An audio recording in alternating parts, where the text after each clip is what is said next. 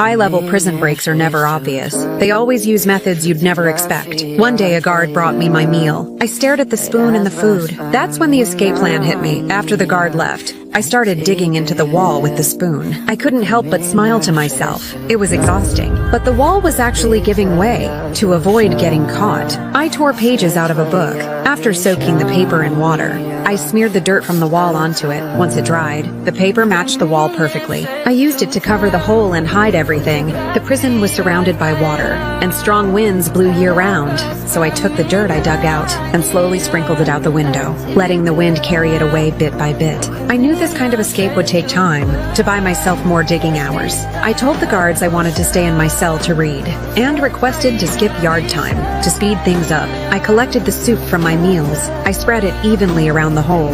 The salt in the soup slowly corroded the wall, making the dirt easier to dig out. Using this method, I spent 6 months digging a tunnel nearly 200 feet long. Everything was ready. One day a prosecutor came to inspect the prison. I knew this was my moment to welcome the official. The prison organized a performance. While everyone was distracted, I quietly walked out of my cell. I hadn't been outside in 6 months. None of the inmates on the yard recognized me. No one paid any attention to my movements. That was exactly what I wanted. Everyone was watching the female inmates perform. Meanwhile, I slowly made my way toward the official's car. Then I dropped down and hid underneath the vehicle, right on schedule. A guard came to deliver my meal. He knocked on the cell door, but got no response. Something felt wrong. He rushed inside the cell, and I was already gone. He immediately sounded the alarm. The entire prison fell into chaos. To ensure the official's safety, the guards rushed him into the car and drove off. What they didn't know was that I was already clinging to the underside of the vehicle,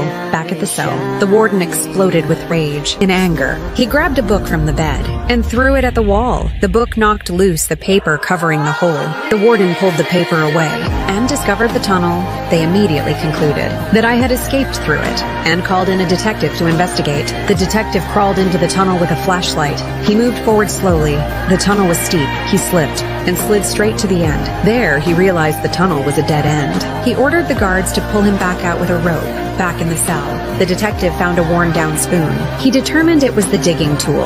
The guards didn't believe it. There was no way a spoon could dig that fast. The detective flicked some dirt into a guard's mouth. The guard immediately said it tasted salty. The detective explained that I used the salt from the soup to corrode the wall, speeding up the digging. The dirt was carried away by the wind. At that moment, the detective finally understood my real plan. The tunnel was never meant to lead outside. It was just a distraction, while they were busy confirming it was a dead end. Precious time slipped away, and by then, I had already escaped the prison. By hiding under the